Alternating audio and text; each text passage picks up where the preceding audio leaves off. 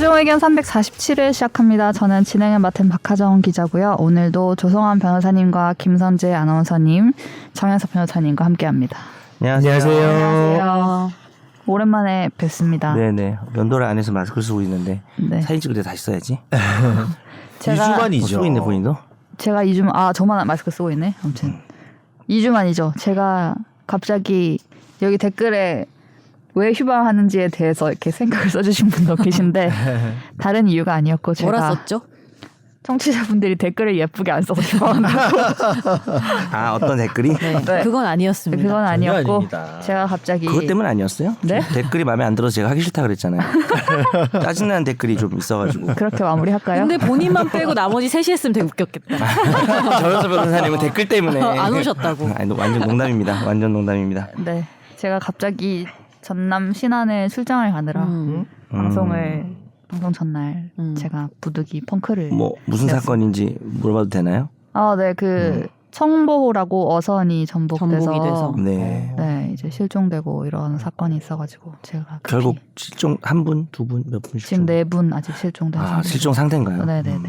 못 잡고 배 타고 같이 있습니다. 구조조 하셨어요? 아니요, 저는 근처에 못 가고 네 못 가고. 구조 수색하고 있으니까. 배가 뭐 뒤집히거나 뭐 그런 정황이 있나요? 물이 배가 샜다라는 뒤집혀서- 뭐 얘기 나오지 배가 않아요? 뒤집혀서 이렇게 떠 있었어요. 배가 뒤집힌 상태로. 뒤집힌 상태. 네네네. 아. 그래서 밑에 잠수해서 근데 그 통발 어선이어서 통발에 이렇게 다 묶여가지고 수색이 풀어야지. 어렵고 막 그래요. 할 수 있고. 아, 지금은 다 인양했습니다. 그건 날씨 때문이겠죠? 뒤집힌 거는? 그거에 대한 몰라요. 원인을 아직 못. 아직 몰라요. 아. 물이 빨리- 샌다라는 네. 그 뭐 증언 같은 게 아 그런 것도 있었다니까. 있었다고? 네네. 아이고 참 그런 일이었습니다. 네. 안타깝네. 한 주 동안 2주 동안 어떻게 지내셨는지요?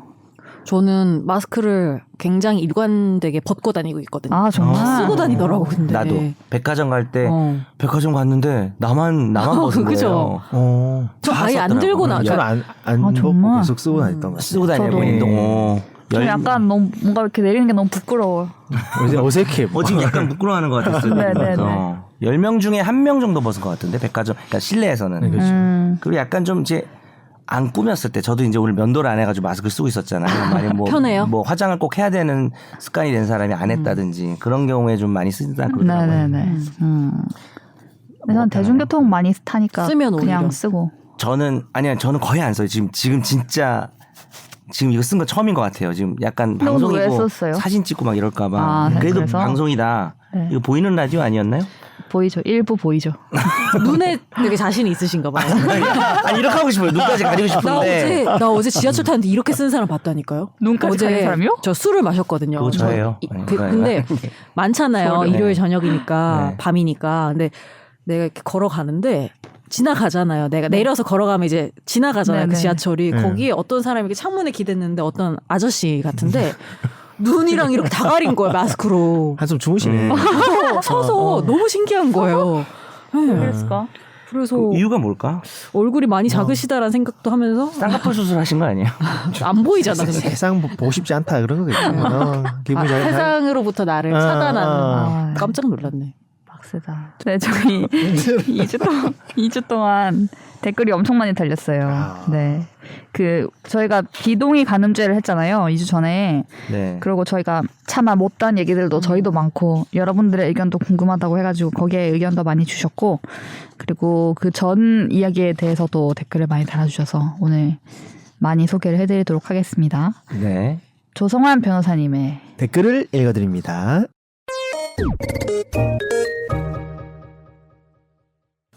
지금 정말 댓글이 너무 많아서 네. 다 읽어드리지 못하고 네. 비동의 간염죄 부분은 나중에 따로 또 읽어드릴 거예요. 네. 일단 네이버 오디오 클립의 TGJ님께서는 우는 모습을 하나만 딱 보내주셨습니다. 네, 네. 일단은 지난 비동의 간염죄 때문에 우시는 건지 뭔지는 휴방에 모르겠지만 우시는 건지. 휴방에 우시는 건지 네. 일단 그렇습니다. 니누얼님, 저의 20대를 돌아보건대 분위기에 휩쓸려 동의했다가 나중에 후회했던 경험들이 떠올랐습니다. 남녀 모두 자신의 의사를 확실하게 표현할 수 있는 문화가 되었을 때나 가능한 일이지 않을까 생각합니다. 이거 말고도 생각나는 내용이 많지만 공개된 장소에 정리되지 않은 의견을 남기는 것이 매우 저되어 임한 줄입니다. 늘 좋은 방송 감사합니다. from only. 공개된 장소에 정리되지 않은 의견을 남겨주셔도 되는데 익명 아니에요? 저 되신다고 하셔서. 아니 근데 뭐 저된다는 것도 또 공감이 네. 갑니다. 네, 네. 이게 쉬운 일이 아닌 그리고 거 같아요. 스스로에 대한 기준이 있으실 수도 있어. 그렇지 또 개인 얘기도 해야 되고. 맞아. 네. 내가 만족하는 선까지 정리를 한다는 것도 또 쉽지 않은 일이고. 맞습니다. 네. 감사합니다. 니가 가라 내가 갈까님 2분 50초 부분 댓글을 읽어드립니다. 12분 55초 날로 먹는 정사지. 유튜브 해- 같이 19분 찍어주셨네. 20초 부분 어쩌다 마주친 판결. 34분 1초 부분 집중 탐구. 이걸 왜 읽고 있어요? 이걸 왜 읽고 있어요? 이분이 매번 이걸 해주시는 분이에요. 거의 그런 것 같아요. 이번만 네. 하신 게 아니에요. 이번에, 저희- 이번에 좀 저희- 넣어주셔가지고. 저희 유튜브에도 업로드 되는 거 다들 아시나요? 청취자분도 아시나요? 모르겠네. 예 맞아요. 유튜브 우리 얼굴은 저기 그러니까 사진만 나가고 사진만. 한번 네네네. 나가고. 유튜브가 편하신 분들은 유튜브로 들어오셔도 됩니다라고 얘기를 해야 되나? 그러면 유튜브도 댓글을 읽어야 되겠네요.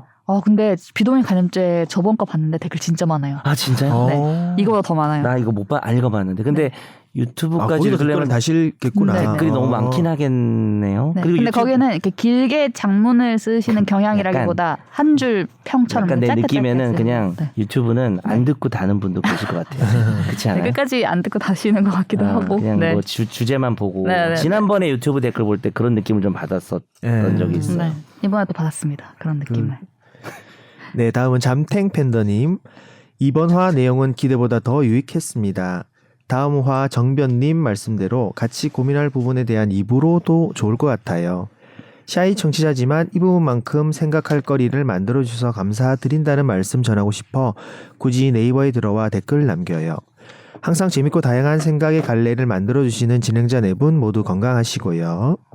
새로운 분들이 많네 이번에. 잠탱 팬더님 처음 본 거. 네, 같아요. 정말 진짜 새로운 네. 분들이 많이 주셨습니다. 네, 팟빵의 반격의 첫걸음님. 이분이 그분이네요. 청취자분들이 댓글을 예쁘게 안 쓰니까 휴방하잖아요.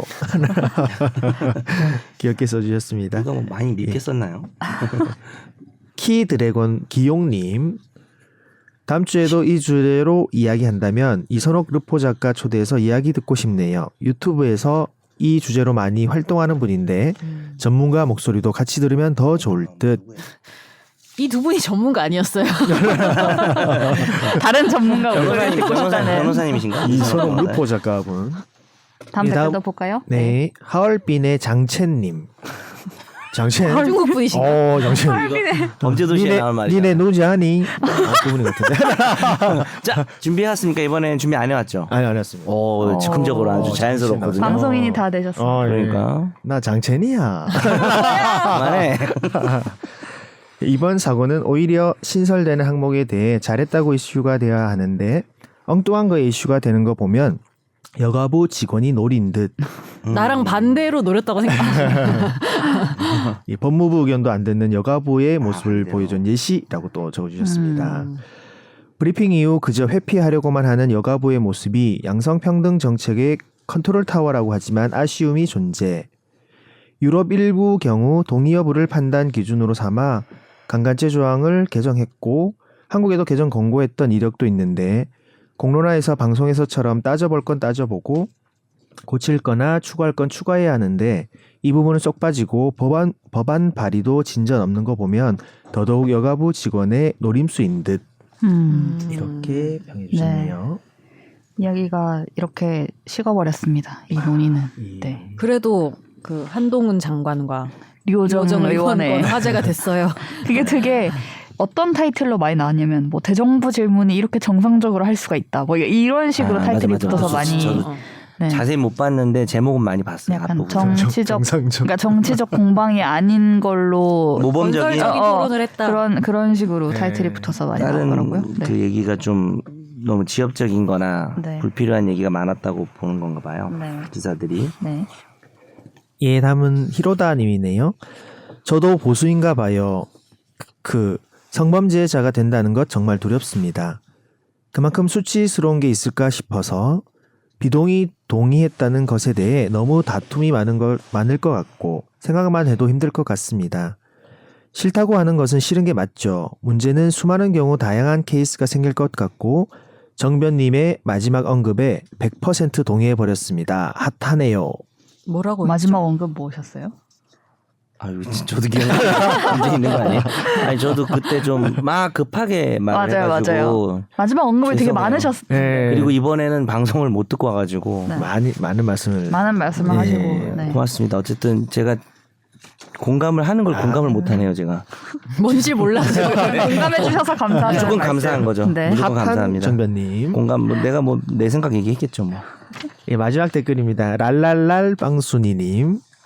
박하정 기자님 뉴스에 나오시는 거 봤는데요. 머리색이 오묘하면서 예쁘더라고요. 무슨 색으로 염색하시는 건가요? 본인이 얘기하고 싶어서 본인이 빵순 이미지 먹으면 빵순이 아니에요? 아니요. 빵 좋아하시죠? 빵 싫어합니다. 빵 싫어합니까? 저는 밥. 아, 본인이 밥 하신 타요, 거예요? 밥. 아니요. 경양식당 가면은 그러면은 비프가스 시킬 때 밥입니까 빵입니까? 그러면 이제 밥을 밥 고르시죠. 무조건 밥이죠. 저 너무 귀여운 말을- 댓글이신 것 같아요. 머리 색깔 얘기하시고. 근데 이 말을 알아듣는다고요? 이게 90년대 경양식집 얘기인데. 골라야 돼요? 둘 다 주는 거 아니에요? 아니 고르는 데가 있- 밥입니까 어, 빵입니까? 진짜? 성환이 아니야.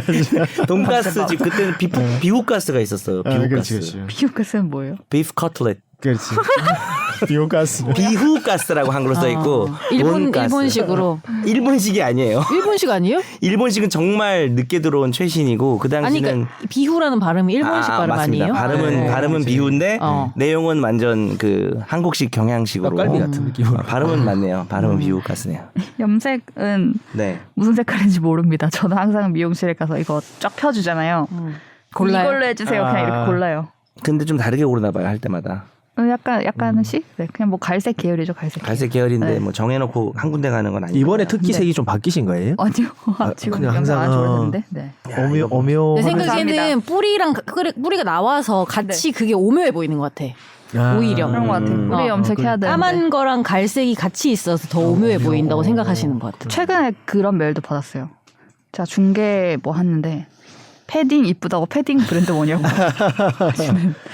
패션 그러면 미쳤다. 답장해요? 페피다. 알려드려요? 아니요, 잘 뭔가 약간 괜히 뭐 광고하는 것 같고. 그럴까 봐. 그런 것도 있고 물론 그런 관심을 가져주시는 건 감사한데 약간 그런 소통을 어떻게 해야 될지 잘 모르겠어서 약간 그리고 한 번 부담스럽다. 하면은 또 계속 해야 되니까 네. 그런 거는. 그 마스크 좋아 보인다고 마스크 브랜드 알려달라고 하시죠. 네.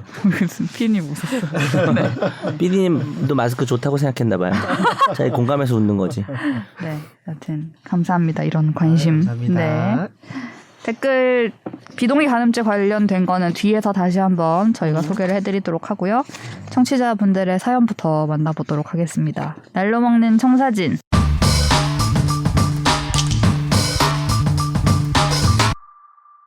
안녕하세요. 매주 꼭 챙겨 듣는 애청자입니다. 정현석 변호사님 팬 하트.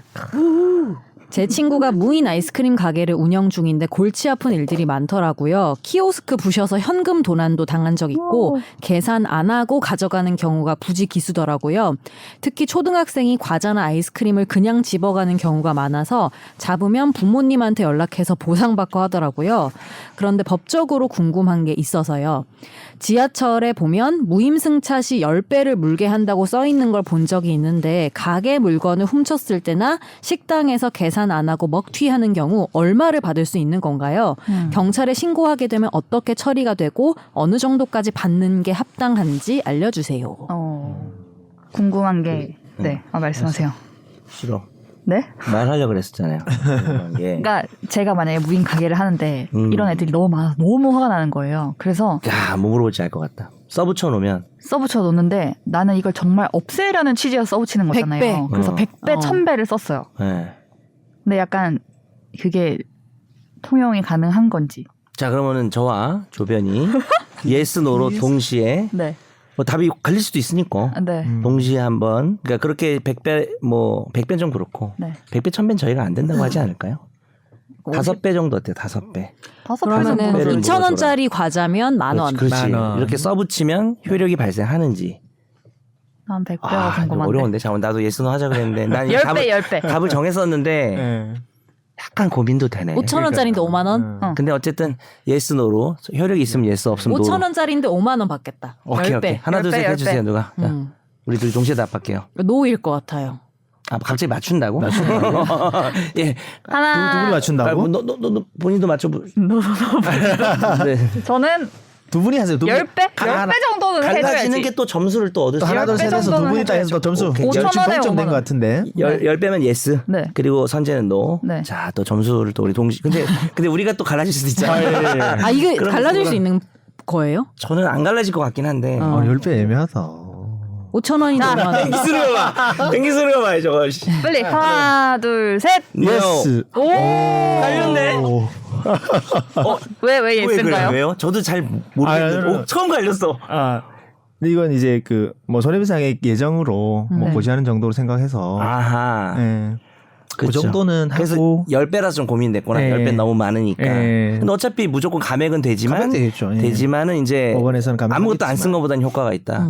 예. 저는 약간 일방통보기 때문에 또 음. 합의가 있다고 보기는 어려워가지고. 오, 근데 그걸 누가 합의로 훔치면서 아 오케이 걸리면 10배 문다 이렇게 합의가 안 하고. 됐으니까 계약이 뭐 자기가 국회도 아니고 그렇죠. 법을 만들어서 뭐 이렇게 통보할 수는 없는 거니까 저는 약간 부정적인 쪽인데 어. 그 뭐야 조 변호사님 말도 일리가 있네요. 만약에 손해배상. 약간의 배수면은 네. 그 이제 조 변호사 말을 내가 대신해 보면 들어가서 그걸 보고 그 다음에 아이스크림을 사면 그렇죠. 계약이 성립했다고 볼 수도 있는 거고. 인정을 한다고 하면. 근데 저랑 똑같은 거는 그거를 막 3배, 4배 이렇게는 어려울 것 같고 제가 볼 때는. 근데 그거를 아, 만약에 깎일 것 같아요. 안 금액은. 냈다고 해서 나 못 내겠다. 네. 그만큼 못 내겠다. 예를 들어 훔쳤는데 돌려는 줄게. 근데 그만큼 못 내겠다. 그러면 처벌 받아요? 그러니까 처벌은 무조건 맞는 거죠. 처벌 무조건. 도둑놈인데. 아니 그러니까 그러니까 돈을 지금 제일 중요한 게 이분한테 좀 드리고 싶은 말씀은 지금 민사랑 형사랑 섞어서 이렇게 질문을 하신 것 같아서 맞습니다. 예. 이걸 갈라서 생각을 해야 되고 이걸 설명을 드려야 돼요. 갈라서. 예, 예. 네. 갈라서. 아니 뭐냐면 나는 서울 사람 나눠서. 나누어서. 이렇게 좀 5천 나눠서 원짜리를 얘기를 해야 훔쳤어 돼. 내가. 네. 근데 거기에 뭐 5만 원 배상하라고 돼 있어. 음. 근데 나 3만 원밖에 못 내겠다. 내가 잘못했지만 5만 원까지 무리인 것 아니 같아. 그거에 대해서 지금 전에 예스 놓인 답을 거죠. 드릴게요. 어, 어. 지금 저는 말 뭐, 먼저 하세요. 5만원짜리, 아니 5천짜리를 훔쳐서 뭐 5만 원을 배상하라. 근데 나는 3만 원을 주겠다라고 이런 부분은 어떻게 보면 민사에서 손해배상에 대해서 뭐 합의하는 그런 정도고 지금 이미 훔친 상태라고 하면 형사적으로는 범죄가 성립을 하거든요. 근데 그렇죠. 훔친 거 말고 돈을 안 냈다고 범죄가 되진 않는 거죠. 그러니까 그 배상금 거기 쓰여 있는 거 별도의 그건 안 아니 되는 좀 아, 거지. 그게- 섞여 있는 것 같은데 네. 그러니까 어쨌든 무인 아이스크림샵에서 돈 안 내고 하자면 절도죄고요. 그건 그냥 무조건 절도죄인데. 빼박인데 네. 그거를 이제 민사적으로 손해를 끼쳤으니까 배상을 해줘야 되는데 그게 아까 예스노예요. 그러니까 거기 써붙인 거대로 해줘야 되냐 효력이 있냐 아니면 그냥 아무 효력이 없다. 완전 일방통보기 때문에 아무 효력이 없다고 봐야 되느냐가 되게 선이 애매한 것 같아요. 왜냐하면 누구나 읽어보게 써놨는데 이제 그걸 보고 자기가 사는 것 자체가 그거를 어느 정도 묵인한 거라면은 계약이 됐다고 볼 수도 있고 그 약간 조 변호사님 입장이 쪽고 저는 그냥 이제 보기에 따라서는 일방적으로 써놨으니까 그건 혼자 떠든 거고 그 뭐 1000배 10,000배 써도 다 효력이 있는 건 아니니까 그 약간 나뉠 수 있는 것 같아요. 그러면은 이런 경우에 무인 아이스크림 약간 가게 갈라질 수 있어요. 갈라서, 갈라시오. 예. 네. 진짜 재판으로 가면은 보통 얼마 정도 나올까요? 민사? 민사는 원래는 그냥 아이스크림 하나 값만 물어주면 돼요. 그렇죠. 깨부셨으면 깨부신 거랑 제가 이 얘기를 말씀을 드리고 싶었던 거죠. 딱그 1,000원? 뭐 브라보콘? 뭐 맨날 콘인가요? 월드콘? 1,000원 넘을 것 같은데요. 요즘? 1,500원 정도? 그거 딱 배상이고 그렇죠. 파손한 거 당연히 물어줘야 되고. 그렇죠. 근데 형사처벌은 따로 가는 거니까. 다른 거죠. 예를 들어서 벌금형 나오면은 벌금형 500만 원 낼 수도 있는, 그렇죠. 300만 원 낼 수도 있는 거죠. 죄질이 나쁘면. 근데 그건 나한테 돌아오진 않잖아. 그건 아니죠.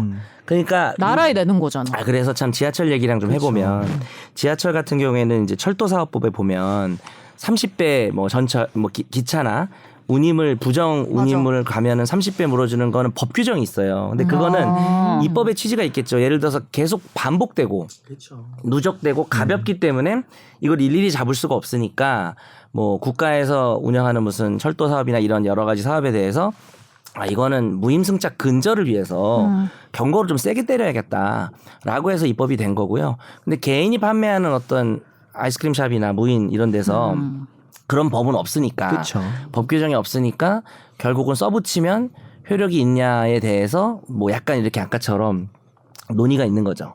그럼 지하철이나 철도는 아예 아예 규정이 돼 있으니까 그렇죠. 거기에 따라 가는 물어주기도 거고. 하고 네. 30배 물어주기도 하고 형사처벌도 받고 그러니까요. 그럴 수도 있고. 근데 형사처벌 무임승차는 사실 또 법이 경범죄라서. 그러니까 정 변호사님 말씀하신 대로 일단 민사적으로 보면 물건을 어떤 게 훔쳐가서 거기에 대한 손해배상으로 하면 그 아이스크림 하나를 훔쳐가면 그 하나를 하나값만 주면 민사적으로 배상이 되는 거예요. 민사적으로는 그런 부분인데 뭐 추가로 뭐 위자료 조금 붙거나 그럴 수 있죠. 위자료 조금 붙거나 민사적으로는 그 가격만 배상해 주면 금전 배상은 그 물건값만 주면은 위자가 된다고 보기 때문에 민사적으로는 그냥 그 금액만 그 주면 끝이고요. 네네. 문제는 이제 경찰에 신고한다는 말씀 뒤에 붙여주셨으니까 이 부분은 형사로 가야 되는 부분이라서 그렇죠. 물건을 이미 훔친 거고 절도죄는 절도죄의 법정형에 따른 이제 벌금형이나 뭐 심한 거는 징역형까지 가겠지만 그 형은 아까 말씀드린 국가에 내는 그 벌금으로 되는 그렇죠. 부분인데 이 그 형사 절차 과정에서 형사 합의라고 해서 그러니까 자기가 이제 절도죄를 진 사람을 조금 선처해 주겠다. 근데 그런 합의를 할 때 아이스크림 하나로는 안 되겠죠. 안 되니까 안 되지. 내가 10배를 물린다는 그런 표시를 하면 형사 합의금으로서 한 10배 정도 주면 뭐 내가 그렇죠. 선처해 줄 수 의미 있을 있다. 이게 가장 어. 최선의 방법인 거예요. 이런 네네. 부분이 그럴 수도 될 있겠다. 수가 있다고 생각해서 제가 아까 말씀드린 요게 거고. 사회적으로 그런 무인 아이스크림 너무 심각한데 문제가 이렇게 되면은 뭔가 뭐 규정이 만들어진다든지 아니면 판결을 할 때도 그런 무인 아이스크림 샵에서 좀 한 뭐 5배 물어낸다 써놓은 거는 효력을 인정하자. 뭐 이런 판결이 나올 수도 있겠죠. 일단 저는 그냥 지금 상태로는 이제 효력이 네. 5배, 10배 써놓은 건 효력이 없다고 생각하는 편이고. 맞습니다. 그런 거 설치하면 어때요? 이렇게 훔쳐가면은 어차피 원격으로 CCTV 보고 있잖아요. 네. 문 탁 닫히는 거야 위에서. 아우 감정이 남죠. 그거 계속 보고 있어야 되겠는데 그러면? 아니 자동으로 이게 약간 센서처럼 문이 2개야. 그래서 첫 번째 문을 나갈 때 계산 안 한 게 있으면 근데 이게 마트에서는 뭐 이렇게 묶어놓은 걸 떼지만 아이스크림은 계산 안 해도 이게 소리가 나지는 않을 거. 센서가 안 되니까 좀 어렵겠네. 큰 매장에 나가서 그 소리 나는 그런 거를 모든 가게에다가 설치를. 그건 물품에 이런 거 붙어 있잖아요 태그. 네, 그래서 그래서, 삐삐 소리 나는 건데. 그걸 아이스크림은 다 그거 하기는 하나 어려우니까. 붙이기가 더 비쌀 것 같아요. 네. 더 가격이 많이 나갈 것 같아요. 네. 참 심각하네요. 친구분이 도움을 받기를 바랍니다. 아마 그 형사 합의금 이런 식으로 해결을 하실 수도 있을 것 같고요. 네. 다음 두 번째 사연도 있는데 한번 볼까요? 안녕하세요. 지난주 방송도 잘 들었습니다. 불륜 이야기에서 등을 잡아낸 예리한 김선재 아나운서. 트렌드에 민감하지만 뒤처진 박하정 기자 재미있네요. 뒤처진 걸로 된 거야? 민감하지만 뒤처진. 너무해. 질문이 있습니다. 안 그래도 민감한데. 회사와 분쟁이 발생하는 경우 고소 고발의 대상이 어디까지인가로 정리할 수 있을 것 같은데요. 저는 현재 A 회사에 다니고 있고 입사 전에 발생한 이야기라서 부정확한데요. 담당자인 B 씨와 경영진 C 씨가 다른 X 회사에서 제기한 고소의 당사자로 특정이 되었습니다. 사건의 내용은 담당자 B 씨가 기획했던 업무가 있었는데 그 뒤 유사한 업무 논의로 회사 A, 회사 X 간의 미팅이 있었고 여기 미팅에 담당자 B 씨가 참여를 했습니다. 얼마 뒤 두 회사 사이에 서로 간의 입장 차이로 결렬이 되었고 그 담당자 B가 기획했던 업무가 웹사이트의 기능으로 공개되었고 이후 X 회사에서 고소를 한 상황입니다. 제가 궁금한 건 이런 분쟁이 발생한 경우 대상을 어디까지 특정할 수 있는가입니다. 최근 알고케어라는 회사의 제품 아이디어를 롯데헬스에서 도용했다는 이야기가 있는데 분쟁이란 측면에서 보면 여기서도 비슷한 궁금증이 들어서 메일로 질문합니다. 직접 논의를 했던 대상자만으로 특정을 해야 하는 건지 아니면 넓게 봐서 회사의 책임자라는 측면에서는 상급자, 올라가면 대표까지도 포함시킬 수 있는지 궁금하네요. 네 분 모두 항상 건강하시고 즐거운 방송 들을 수 있어 감사합니다.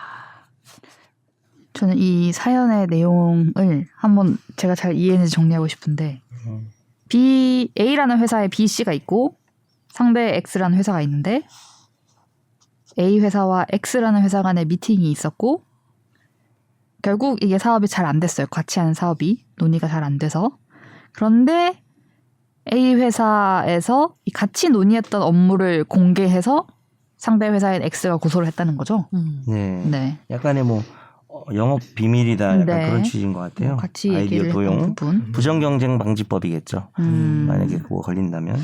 그러면 직접 논의가 있었던 실무자만으로 특정을 해야 하는지 아니면 회사의 책임자라는 측면에서 넓게 봐서 상급자, 대표까지 포함시킬 수 있는지인데 같이 할 수 있는 거 아닌가요? 저는 같이 할 수 있지 뭐 않을까 하는 고의나 생각을. 과실 측면으로 봐야겠죠. 그러니까 네. 같이 논의한 만약에 이제 물론 이게 영업 비밀이어서 영업 네. 비밀도 다 되는 건 아니잖아요.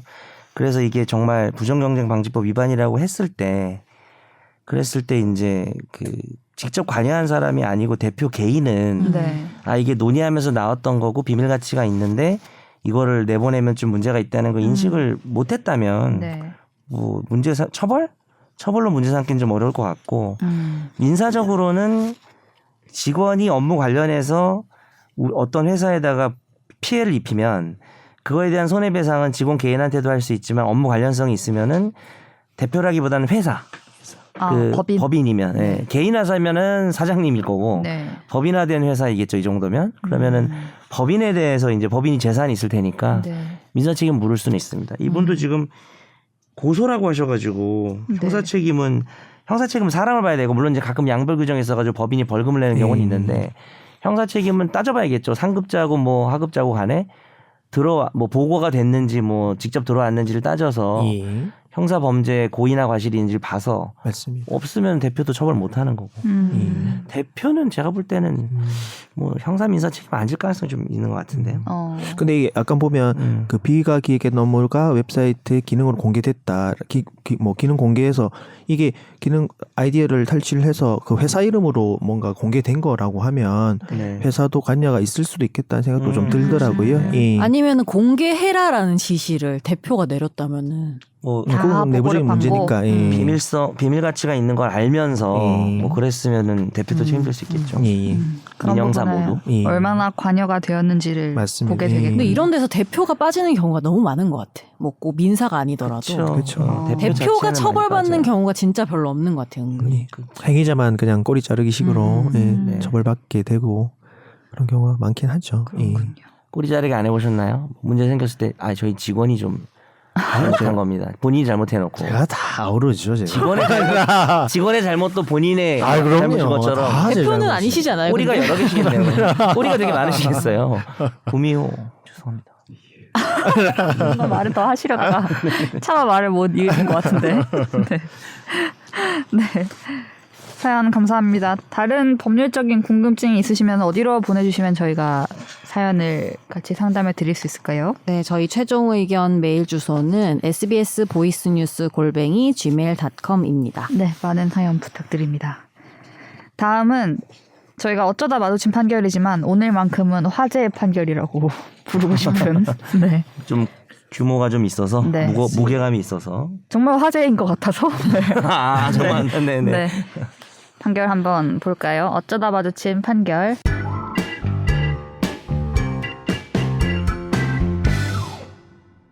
곽상도 전 의원에 대한 1심 결과가 나왔는데요.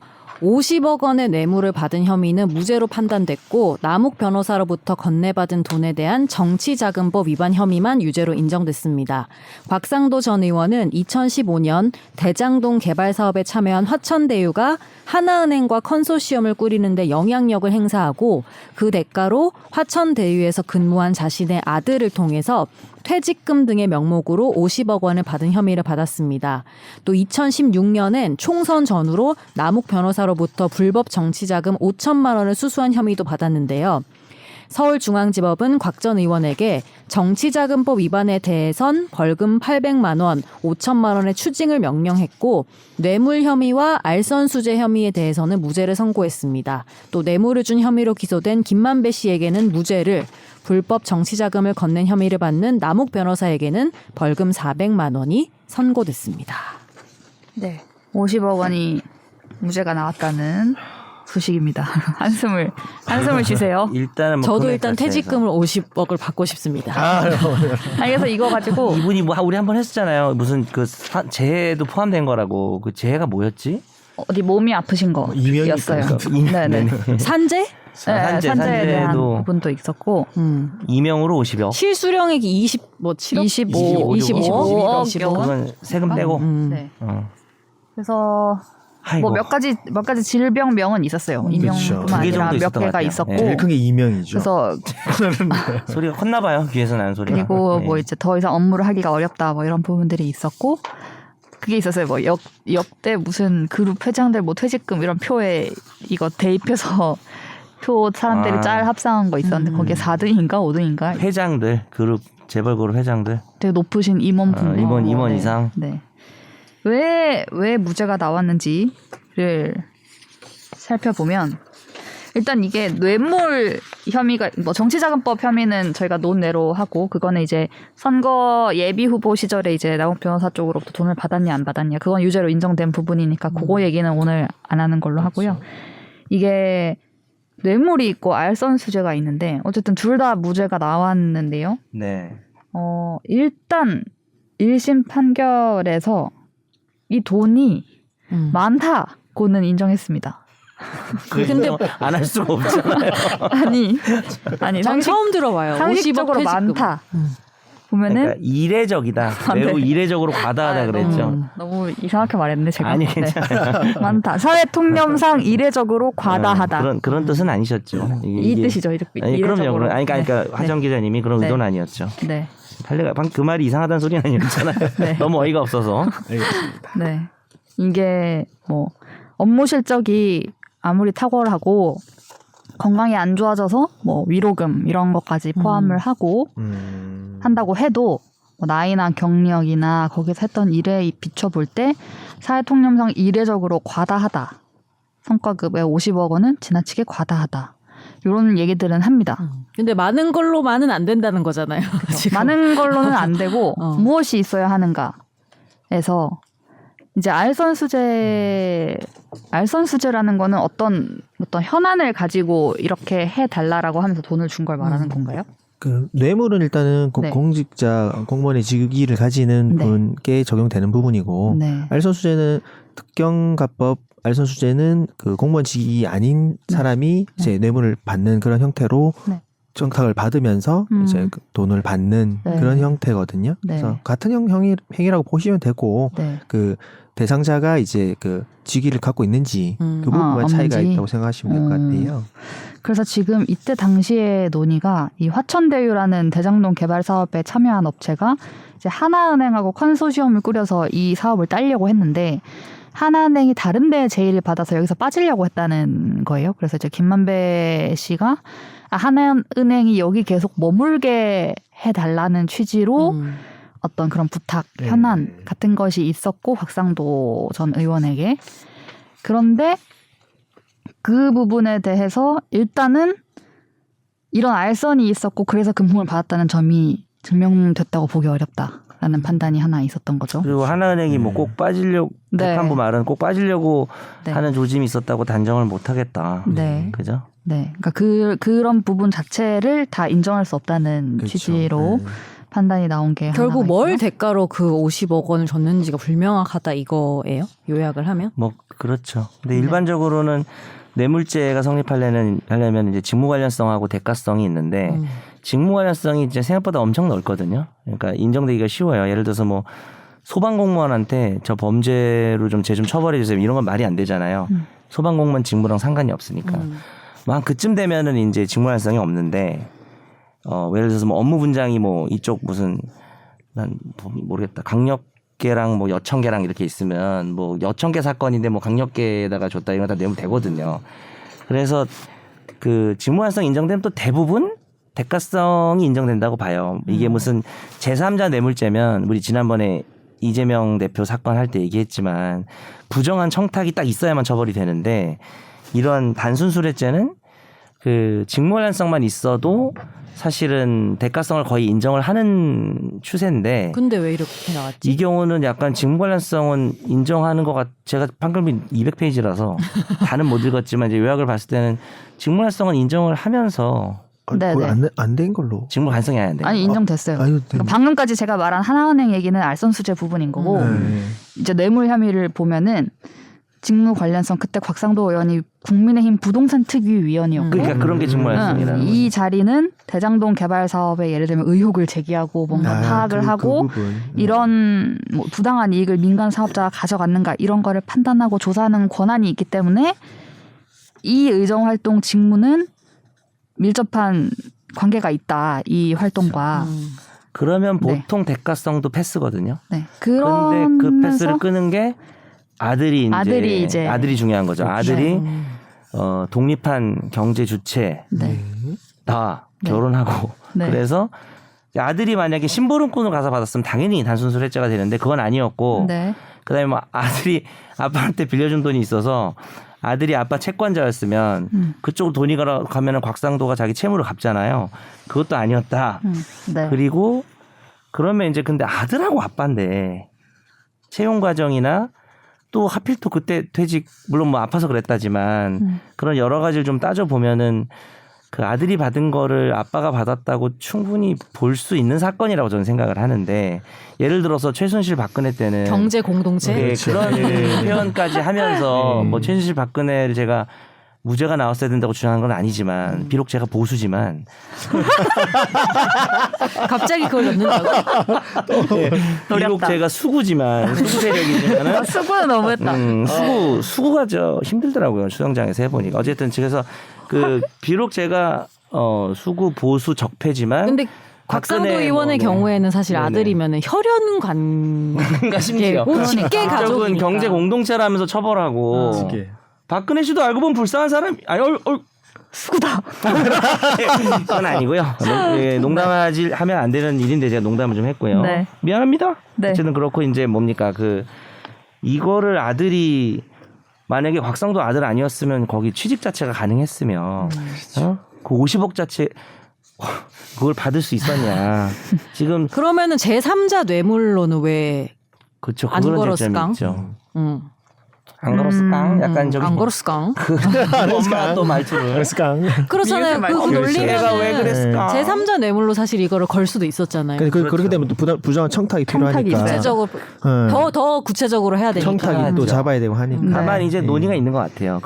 이 정도면 부정한 청탁이 입증할 수 있었기 때문에 네. 하다못해 우리 예전에 강의한다 방송하면서 얘기 나왔지만 예비적 공소사실로라도 기재를 좀 했어야 되지 그렇죠. 않나. 네. 지금 항소심에서 그걸 한다는 얘기도 있더라고요. 근데 그러면 공판팀을 보충한다고. 일각에서 나오고 있는 어떤 각이죠?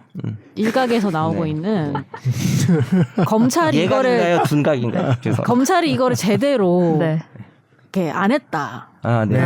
이거에 대해서는 어떻게? 그럼 이거 어때요? 네. 검찰이 이게 사실 유죄가 나왔어야 된다고 우리가 전제하면 검찰의 잘못과 법원의 잘못은 네. 몇 대 몇이라고 했을 때 진짜 어떻게 어려운데. 생각하시나요?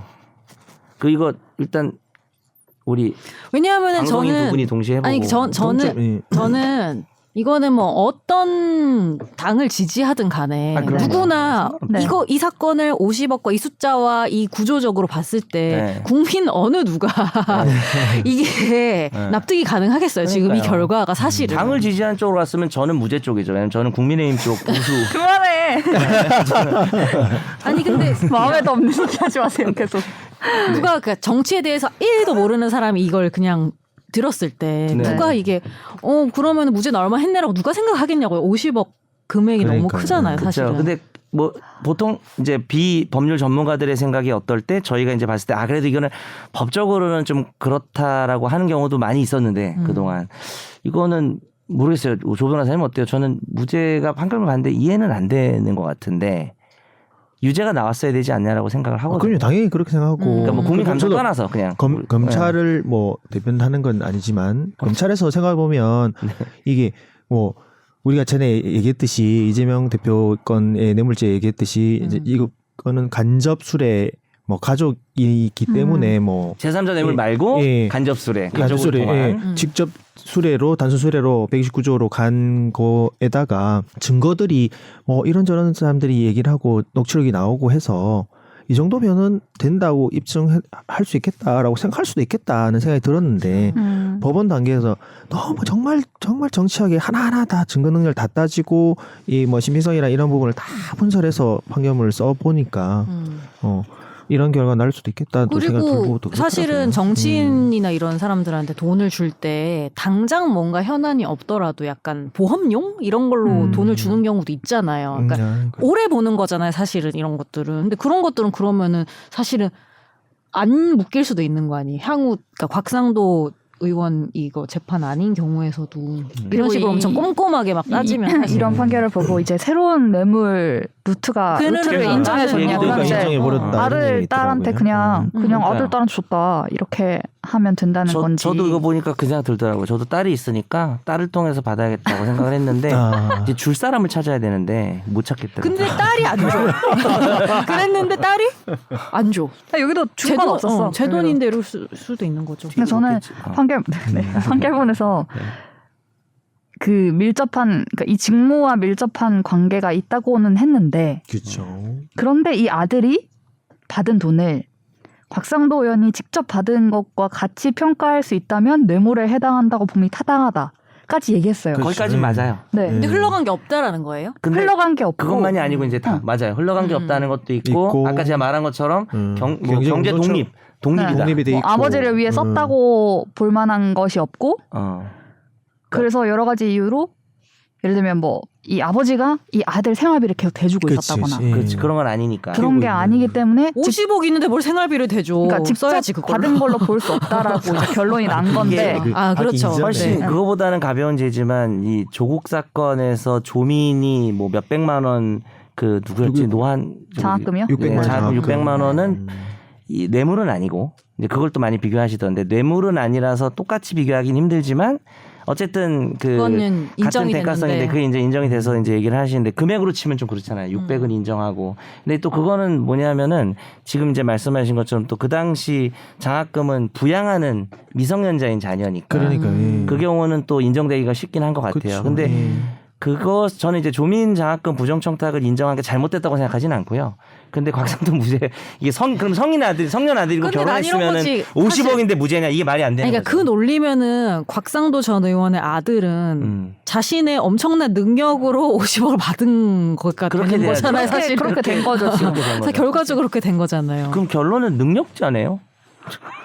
이거 황당한 거죠, 네. 사실은.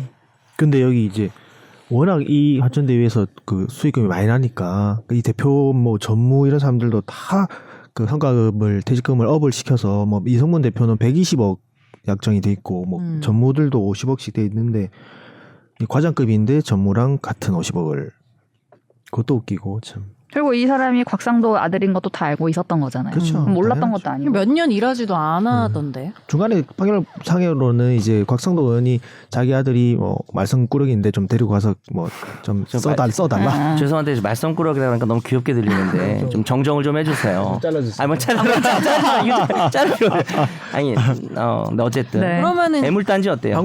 판결문 상으로는 사고뭉치였는데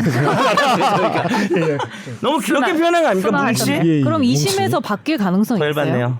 인정될 2심에서? 가능성이 있나? 저는 가능성까지는 모르겠는데 일단은 바뀌어야 한다고 강하게 생각을 하고요. 희망한다고 하기가 되겠네. 우리가 뭐 예측을 또 해야 되겠지만 희망을 강력하게 하고 왜냐하면 이게 이렇게 되면 그죠?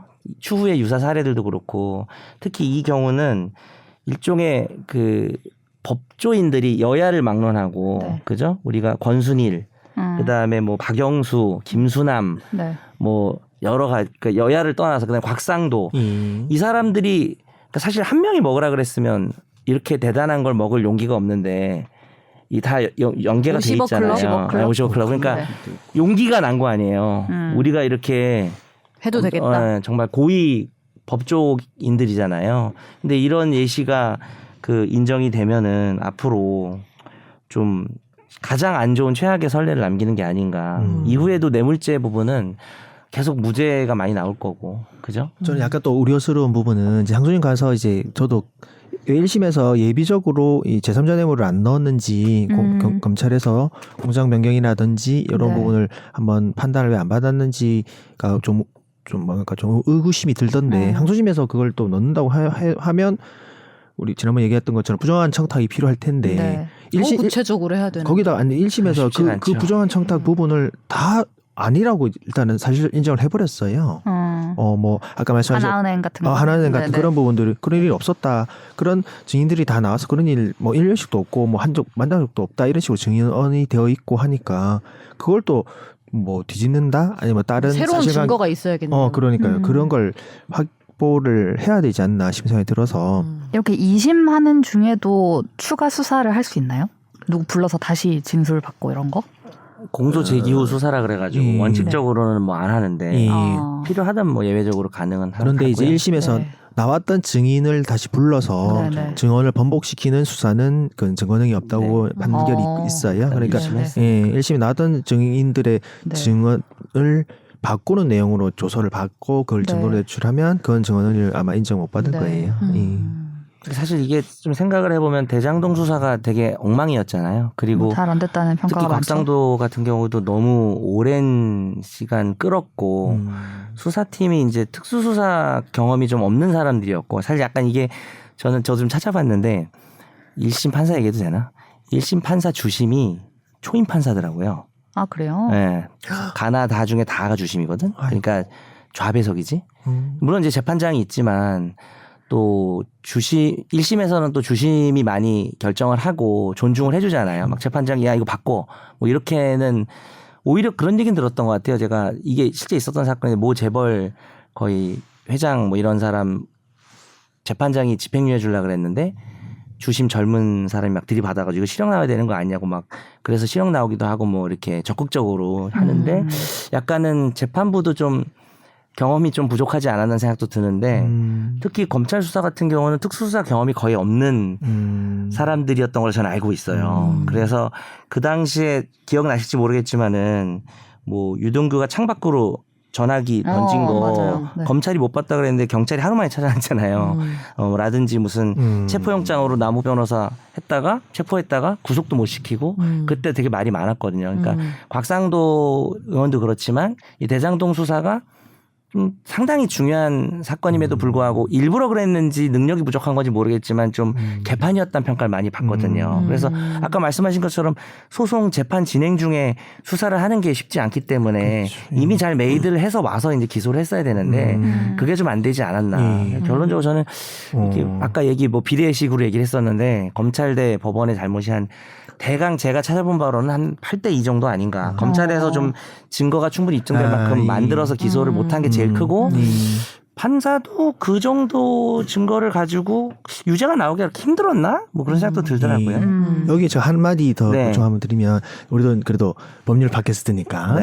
예, 저 지금 약간 법률 팟캐스트 같았죠? 그러니까요. 아닌가? 약간 정치 팟캐스트 같은 법률 팟캐스트 네. 같았습니다. 만약 법률적인 거를 좀 버무리면 네. 네. 그 제가 합류하면서 그 증거 능력, 증명력 부분 네, 여러 번 네. 설명드린 설명드린 것 같은데 이 판결문상에서 저희가 뭐 그 추린 내용에는 없지만 재전문 진술이라고 해서 네, 그쵸. 예, 곽병채 씨가 이제 아들.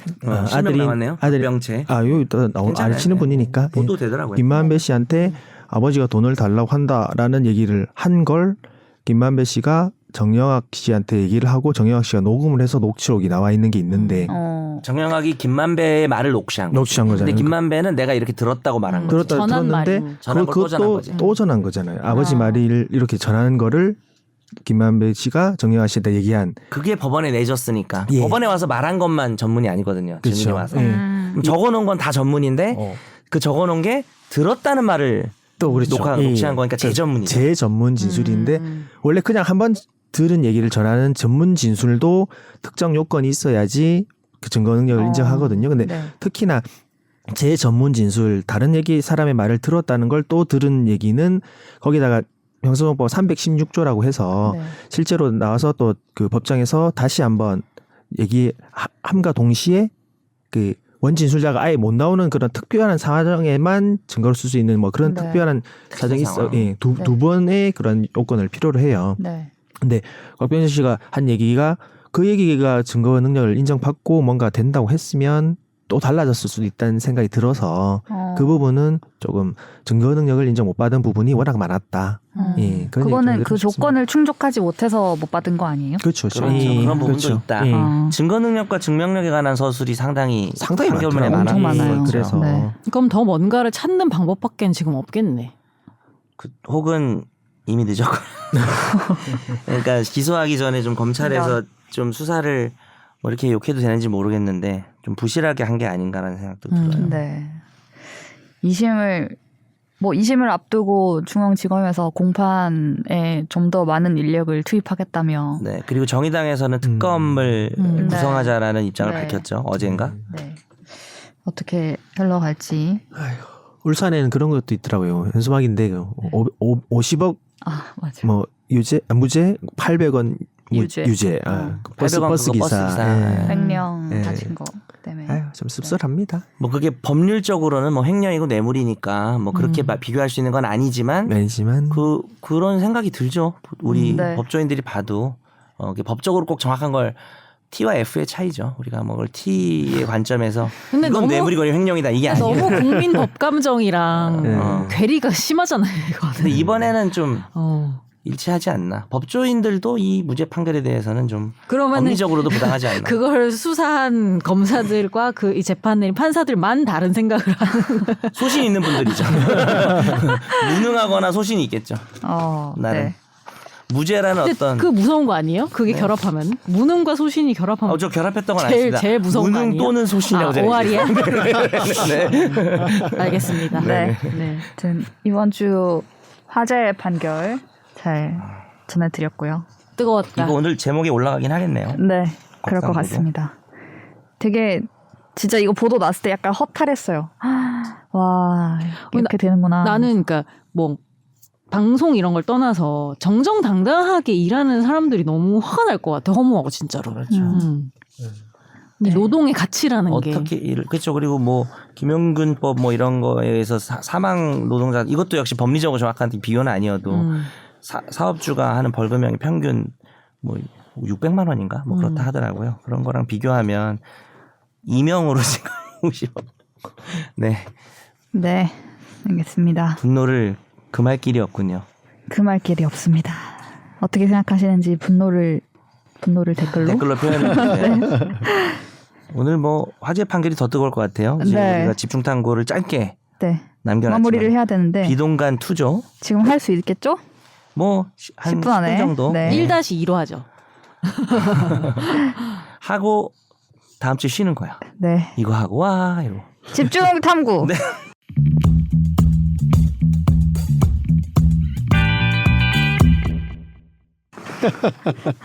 저희 비동의 간음죄에 대한 논의를 채 다 하지 못하고 끝이 나서 이번 주에 댓글 달아주신 분들 소개하면서 쟁점 한 2가지 정도 말씀을 나눠볼까 하는데요.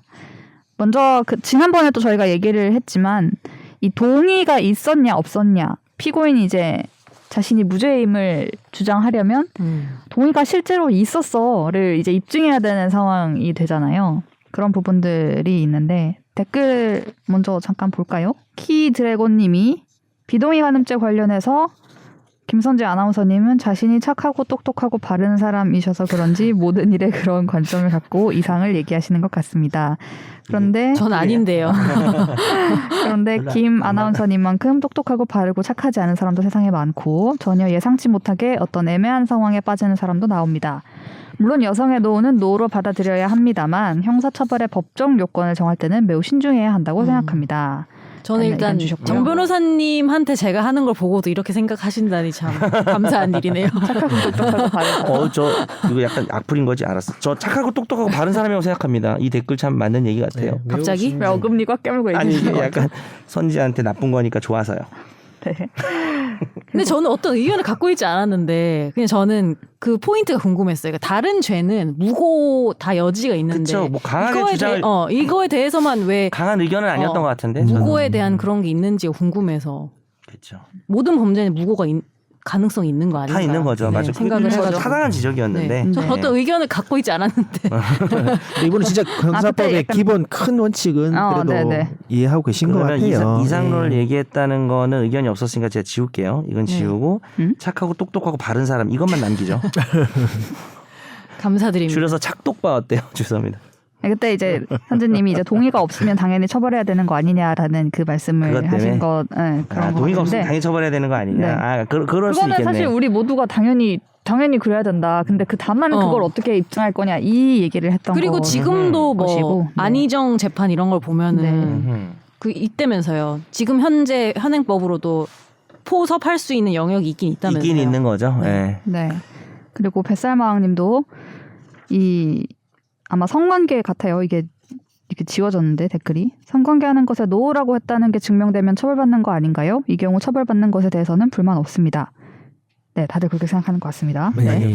불만이 없다고 하셔가지고 본인이 뭐 관련된 네. 것처럼 건 아니시고. 문제는 요즘 성범죄 판결을 보면 무죄 추정의 원칙이 아니라 유죄 추정의 원칙이 적용되어 있어서 피의자가 자신이 무고하다는 걸 증명해야만 되는 상황이 많아지고 있다는 것 같은데요. 사실상 사법부가 한쪽 편을 노골적으로 듣는 겁니다. 이런 의견을 주셨습니다. 네. 무고죄의 부분을 말씀하시는 분들이 있습니다. 아까 저 히로다님도 뭐 네. 나도 두려워요 뭐 이런 거 있잖아요. 저도 어쩔 수 없는 보수인가봐 뭐 이렇게. 그래서 나는 그런 생각을 했어요. 약간 견우야고. 아니 네. 그 댓글을 보고 다른 범죄도 네. 제가 무고의 여지가 있다고 했잖아요. 근데 네. 성범죄에서 무고를 당하는 것에 대한 두려움이 훨씬 더 큰가 보다라는 생각을 했어요. 이 아까 그 댓글을 약간 보고. 저는 어디서 누구의 잘잘못이라기보다 피해자의 진술이 물론 다른 범죄에서도 다 피해자의 진술이 많이 이제 증거 사실 다른 범죄도 가 피해자 진술로 되는데 처벌하죠. 아주 네. 중요한 증거죠. 근데 뭐 사기 이런 건 이제 돈이 간 거 이런 것도 보는 거가 있잖아요. 네, 근데 그렇지. 성범죄는 피해자의 진술에도 많이 의존하는 건 맞죠. 진술만 맞죠. 있어도 내밀한 관계, 처벌받는? 내밀한 관계니까 네. 돈이 CCTV가 있는 게 아니니까. 네. 돈이 오가는 것도 아니고 내밀하니까. 네네네. 그래서 뭐 폭행 협박이 있으면 그거는 뭐 논외고 그건 뭐 상처가 남고 하니까. 근데 네. 그렇죠. 근데 사실 네, 그런 증거- 것도 다 뭐 찍어서 남겨야 되는 거잖아, 사실은. 어떤 거? 폭행 그러니까 협박도 사실은. 그렇긴 하죠. 아, 그렇죠. 피해자 네. 입장에서는 네. 그리고 협박은 또 몸에 남지는 않겠죠.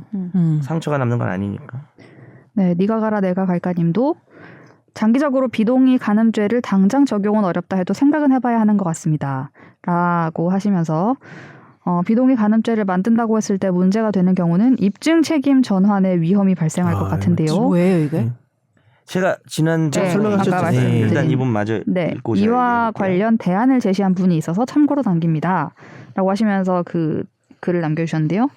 입증 책임 전환의 위험이 발생하는데 두 가지를 동시에 충족해야 한다. 첫째, 동의 없는 성관계는 처벌한다는 원칙에서 빠져나갈 구멍이 적을수록 좋다. 동의 없음으로 인정받는 범위를 지금보다 넓히는 게 타당하다.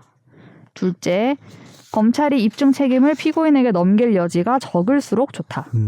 없음을 입증하라고 하면 입증 책임 전환에 문제가 생긴다. 검찰이 있음을 입증하도록 법이 구성될 필요가 있다. 이렇게 이런 그리고 대안이 있다더라라고. 좋은 얘기도 읽어줘요. 법조계에서 쫄지 않고 법률적 일관성으로 방송과 의견을 주시는 정배님, 조배님 네, 의견에 의견에. 감사하다는 말씀을 좋아. 이 사람 누구야? 오케이, 네가 가라. 알았어. 1점 플러스 1점 드리겠습니다. 네. 본익점 드리겠습니다. 네. 미안합니다. 어쨌든 이 댓글로 보는 이제 쟁점이 동의가 있었다는 거를 피고인이 입증해야 되는 상황에 대해서 우려를 이제 하시는 분들이 그쵸. 많은데. 그때 법제처 그분 그렇죠. 말씀과 비슷한. 근데 네네. 이제 이분 이게 좀 심오한 얘기일 수 있어서 제가 조금만 보완을 하면 이제 이 니가 가라님이 가져온 내용에 대해서 얘기를 해보면 제가 알기로는 이게 뭐 어떤 판사님이 쓰신 걸로 제가 알고 있어요. 근데 그러니까 이거예요. 동의 없는 성관계는 처벌하자. 이건 전제입니다. 동의 없는 상황에 처벌하자. 근데 지금은 폭행협박 조문상으로는 강력한 폭행협박만 처벌하니 동의가 없는데 성관계한 놈들은 다 처벌하자는 구멍을 거의 없애서 그 현재도 폭행협박의 의미가 좀 넓어졌죠. 좀 최대한 넓혀서 예를 들어서 이제 이 판사님이 얘기한 거 제가 알고 있는데 위력이나 위계. 그러니까 지금 위력은 업무상 위력만 처벌하거든요. 그렇죠. 업무 관계가 없는 위력. 그러니까 폭행협박까지는 아니어도 뭔가 좀 무섭게 하거나 좀 약간 정도의 보이거나. 공포심이 느껴져도 최대한 넓혀서 그렇죠. 요놈들 다 잡자. 이게 첫 번째 의견이고 두 번째는 검찰이 입증 책임을 피고인에게 넘길 여지가 적을 수 없다. 이거는 이제 제가 지난번에도 잠깐 얘기를 했었는데 어떤 사실이 있다는 걸 입증하는 거랑 어떤 사실이 없다는 걸 입증하는 문제에 있어서 천지 차이죠. 예. 이게 그냥 비동의 간음죄라고 딱 했을 때는 검사가 일단 유죄를 입증해야 되는데 검사 입장에서는 비동의를 입증을 해야 되고 피고인 입장에서는 동의를 입증해야 되는 거잖아요. 네. 근데 원래는 모든 유죄는 검사가 입증을 해야 되는데 비동의를 입증하는 건 어려운 일이 아니죠. 그러니까 뭐 아무것도 없었다는 얘기니까. 그럼 결국은 실질에 있어서는 피고인이 동의가 있다는 걸 입증하는 형태로 자꾸 되지 않겠냐. 그렇죠. 동의가 없으면 그냥 제가 잘은 모르겠는데 이건 추측인데 이분 얘기는 동의가 없으면 성범죄 처벌하자고 딱 규정을 하면 좀 그게 좀 우려가 된다. 그러니까 이분 얘기인 것 같아요. 약간 내 해석입니다. 동의 없는 거 다 처벌해야 되는데 동의가 없으면 처벌하자고 하면 좀 입증 책임에 있어서 너무 피고인에게 불리해지는 게 그렇죠. 아니냐. 너무 불균형적이니까. 그리고 저도 좀 이 견해랑 비슷한 편이고 그러니까요. 그다음에 그 한동훈 류호정 얘기를 제가 자세히 못 봤는데 네. 그 있다 없다 입증 책임 얘기를 한동훈 장관도 얘기했던 것 같아요. 맞나요? 네, 했습니다. 그러니까 그게 그것도 우려가 약간 된다고. 한동훈 장관의 모든 의견과 이분과 저의 의견이 다 같은 건지 모르겠지만 그 부분은 좀 비슷한 것 같아요. 네. 그 뭐냐 피고인은 동의가 있었다고 얘기하고 피해자는 동의가 없었다고 얘기하고 그 진술만 이렇게 엇갈리는 부분에 있어서는 그러면 검사가 추가로 그 뭐 동의가 없었다는 사실 자체에 대해서 간접 증거라도 뭐 추가로 뭔가를 입증해야 된다 뭐 이런 의견일까요? 그러면 좀 더. 그러니까 그런 의견일 이분이 예. 입증해야 되는 게 어렵지 않냐는 의견인 것 같아요. 그렇죠. 그러니까 동의가 네. 없다는, 그러니까 동의가 없다는 거 입증할 필요가 없죠. 그러니까 그냥 가만히 있으면 되는 거죠. 그러니까 저쪽에서 오히려 동의가 있는 거 피고인이 동의가 있는 거 입증해야 되니까 그 이분도 제가 알기로는 그 동의가 전환. 없으면 처벌하자라고 규정하는 것보다는 그렇죠. 예. 폭행압박이라는 단어를 넓게 해서 짧게 좀 가자. 약한 정도의 위력이나 뭐 위계도 넣자라는 입장인 것 같고 그거는 이제 추가적으로 검사가 입증하라. 저도 결론적으로는 좀 그런 입장이기는 그렇죠. 합니다. 예. 네. 이게 두 번째 쟁점 다른 댓글 달아주신 거랑도 비슷한 맥락인데요. 그럼 어디까지가 그 동의 없는 것이라고 볼 건지 키드래곤님이 성관계가 많이 나오네요. 네. 성관계가 이루어지는 상황이란 정말 엄청나게 다양한 맥락이 있을 텐데 이걸 어떻게 no랑 yes로 딱 잘라서 동의 부동의로 나누는지 남자인 저도 연인이 요구했을 때 항상 몸과 마음이 yes는 아니더라도 상대방에게 맞춰주기 위해서 행위를 할 때가 있는데 말이죠 라는 댓글을 달아주셨는데요. 그러니까 아까 그 폭행과 협박에서 이제 확대를 할 때 그럼 어디까지를 좀 포함해서 볼 것이냐. 과거에 한국여성정책연구원이 조사한 사례가 있었는데 이걸 보면은 1,030명을 대상으로 피해 사례자 조사를 하니까 실제 피해 사례자들이요. 네네네 상담소에 상담을 하신 분들인데 다 범죄로 처벌된 건 아니고 네, 그 중에서 직접적 폭행 협박 없이 발생했다라고 조사된 사례가 71%였대요. 그래서 그 말씀하신 것처럼 딱 폭행 협박 진짜 이 저항을 할 수 없을 정도의 폭행 협박과 그 업무상 위력만 인정할 게 아니라 여기서 좀 더 넓혀서 뭐 그 업무상 관계가 아님에도의 위력 어떤 눈치가 보이고 저항을 할 수 없는 상황 그런 것들을 포함해서 검찰이 그거를 입증하면은 입증하고 성관계가 있었다라는 거를 이제 입증을 하면은 아 이거는 동의가 없는 걸로 보는 이건 이런 방식을 이 의견 제안하시는 괜찮네요. 예. 뭐 딱 네. 비동의 가늠죄 이건 아닌. 네 그렇죠. 물론 이제 뭐 그 의견도 류호정 의원 같은 경우에는 비동의 가늠죄 딱 아예 조문이 있고요. 그게 좀 더 피해 근절을 위해서는 더 효과적일 것 같긴 한데 뭐 이제 그런 의견도 있다. 입증 책임 문제 때문에. 지금 그러니까 정리해 보면 처벌되는 게 크게 세 개죠. 한 거가 거의 어려운 폭행 협박. 이거는 옛날부터 처벌되던 거고. 강간 그냥 단순 강간죄. 그다음에 심신상실. 그러니까 준강간이죠. 준강간. 내가 아무 폭행 협박 아무것도 안 썼지만 이 사람이 술을 먹고 그냥 혼자 예. 쓰러져 있는 상황에서 한 그렇죠. 경우는 예. 강간죄랑 똑같이 처벌하고 있죠. 그렇죠.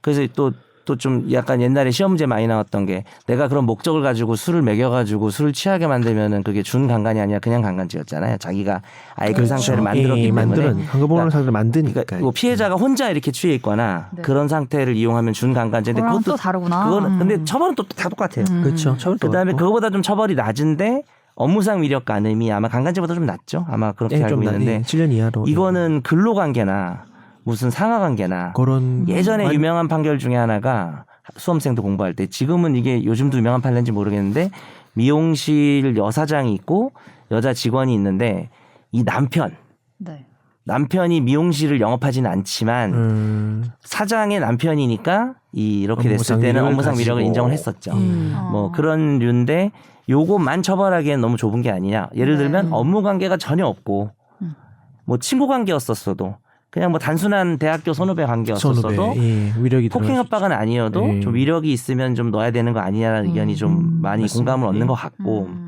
그다음에 이 위계가 참 생각해 볼 게 있는데 위계간음이 지금도 위계간음이 있잖아요. 근데 그게 약간 미성년 위계간음? 그렇죠. 일반인들 사이에서는 속여서 간음하는 거를 처벌하는 규정은 없거든요. 근데 이제 속인다는 게 뭐냐라고 생각을 좀 해볼 필요가 있는데 예전에 실제 그런 사건이 있었어요. 불이 꺼져가지고 그 기혼 여성이 자고 있는데 남편인 척. 아 그런 속이는 걸 말하는 거예요? 아, 그러니까 여러 가지가 있어요. 스펙트럼이. 남편인 척해서 관계를 가진 경우가 있었고, 그렇죠. 그 다음에 제일 이제 많이 나올 수 있는 게 치료인 척하거나 무슨 뭐 종교적인 어떤 의식인 척하면서 그게 성추행이나 간음으로 이어진다든지. 사실 이제 그것도 사이비 종교.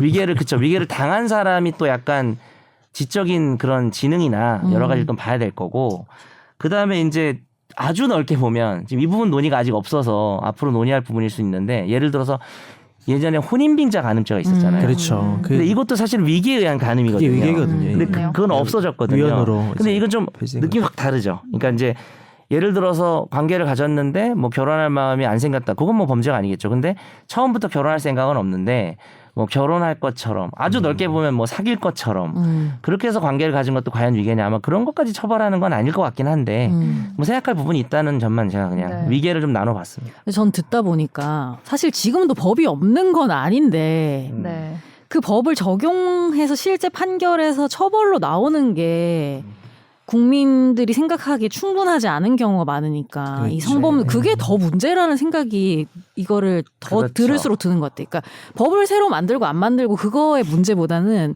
지금 아까 얘기했잖아요. 지금도 이 법은 있어요. 근데 그게 명확하게 뭔가 딱 적용이 잘 돼서 제대로 처벌을 받고 이런 게 부족하니까 이 그러니까 사건들 중에는 이거 어떻게 처벌이 안 됐지? 그런 뭐 게 이런 많은 것들이 좀 많다 게 보니까 참 문제라는 생각. 그러니까 그런 마음이 있으니까 새로 뭐 만들자는 쪽도 그렇고 안 만들자는 쪽도 그렇고 아, 그럼요. 둘 다 만족을 시킬 네. 수가 근데 사실은 없는 원래 거예요. 그런 경우에 있어서는 이제 법원에서 그 판례를 넓혀서 적용을 넓게 해주는 그런 영역이 있고 이 영역은 좀 폭행법을 좀 강하게 보니까 좀 덜 처벌되는 부분이 있으니까 이건 입법으로 해서 더 아까 말씀하신 그 단순 위력 이런 뭐 위계 그리고 그렇죠. 동의 부동의 부분을 입법으로 좀 넣어줄 필요가 있는 것 두 같아요. 분 얘기를 합치면 예. 이제 있는 법도 조금 적용이 안 되는 부분이 있는 거고 예. 그다음에 있는 법도 부족한 것도 있는 것 같아요. 예. 지금 저도 그 일부에서도 얘기했지만 현재 폭행협박의 의미를 넓게 잡을 거냐 좁게 잡을 거냐는 가능하지만 폭행협박이라는 단어 자체가 좀 너무 포함은 좁지 않나. 포함은 되어야 되니까. 그래서 이제 위력이나 예. 위계 쪽으로 좀 입법을 해야 되지 않나. 예. 동의 없는은 저도 좀 약간 지금은 단순히 동의 없으면 처벌한다는 거에 대해서 우려되는 점은 있어요. 그래서 그렇긴 한데 좀 점차 생각해 보자는 비겁한 발로. 저는 지난주에 말씀드린 것처럼 엄청 형은 좀 낮게 해서 아 편입시켜놓으면 된다는 생각은 들긴 들더라고요. 저보다는 진보적이시네요. 지금의 강간죄를 바로 대체하는 건 아니라. 네. 어느 순간부터 우리가 진보 옷으로 가르게 된 왜냐면 거야. 우리가 하지 마. 오늘 뭔 사실 얘기해도. 막 되게 이미 좀 오래된 주제에 대해서 막 싸우시는 분들도 계셨잖아요. 네네. 그래서 그걸 다 읽을 시간이 없어서 못 네네. 읽었는데 그래도 읽진 않겠지만 어떤 분이 그게 좀 남아요 기억에. 이 아나운서 변호사 이 사람들이 평범한 사람들이야. 근데 이 사람들을 너무 진보 보수로 나누어서 너무 그렇게 하지 말고 편하게 방송 중립기업 받고 하세요. 뭐 약간 이런 댓글이 있어가지고 좀 감사하다는 생각은 했어요. 아, 예. 법률적 일관성. 물론 저는 뭐 보수일 수는 있겠지만 어쨌든 이렇게 맞아요. 보수 아닙니다. 그렇게 왜 저를 나눕니까? 트라우마 생기신 것 같아요. 네.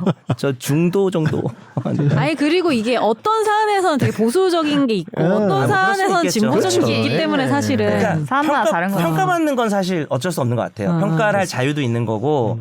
근데 이제 그럼 계속 해도 돼요? 댓글에? 되는데 저기 약간 이런 게 문제인 것 같아요. 이 사안에서 정변이 너무 보수적이라든지 정변이 너무 진보적으로 나갔다, 선 넘었다 이거는 좋은데 정 변호사는 원래 보수적인 사람이라고 댓글 다는 분이 계시거든요. 아. 좀 주의 좀 해주셨으면 좋겠어요.